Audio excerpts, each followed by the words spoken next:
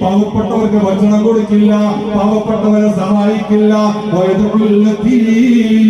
യതീമുകൾ വരുമ്പോ അവരുടെ ഭാഗത്തേക്ക് തിരിഞ്ഞു നോക്കില്ല, അവർക്കൊരു സഹായവും ചെയ്യാത്തവരാണ്.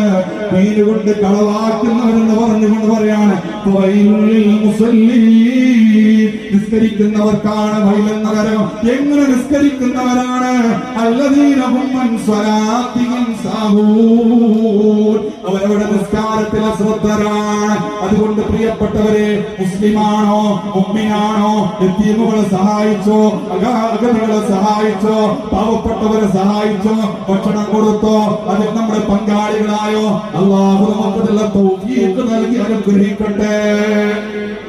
ഭാഗ്യം നമുക്ക് നൽകി അനുഗ്രഹിക്കട്ടെ. ഈ പൈസകളൊക്കെ പോകുന്നത് പാവപ്പെട്ട യതീമുകളെ സഹായിക്കാനാണ്. നമ്മൾ ചിന്തിച്ചു നോക്കൂ, നമുക്കൊരു യതീമിനെ സ്വന്തമായി എടുക്കാൻ ഒരുപക്ഷെ നമുക്ക് കഴിയില്ല. എന്നാൽ നമ്മൾ 100 200 കൊടുക്കുമ്പോ അത് 10-30ഓളം കുടുംബങ്ങളിലേക്ക് പട്ടിണി കിടക്കുന്ന ഒരു സഹോദരി, ഭർത്താവ് മരണപ്പെട്ട, അവളൊന്ന് പുറത്തിറങ്ങാൻ പോലും പ്രയാസാണ്. പുറത്തിറങ്ങിയ അവരെ ജനങ്ങൾ അവളെ കാണുന്നത് മറ്റൊരു കണ്ണോടുകൂടെ. അങ്ങനത്തെ കുടുംബങ്ങളോടാ പറയുന്നത്, നിങ്ങൾക്കൊരു നാഥനുണ്ട്, അതാരാണെന്നറിയുമോ? അത് ഞാനാണ്.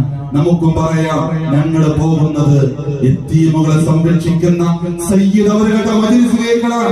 നിങ്ങൾ എന്തോ പറഞ്ഞോ, ഞങ്ങൾക്കൊരു ലക്ഷ്യമുണ്ട്. നമ്മുടെ ലക്ഷ്യം എവിടെയാണ്?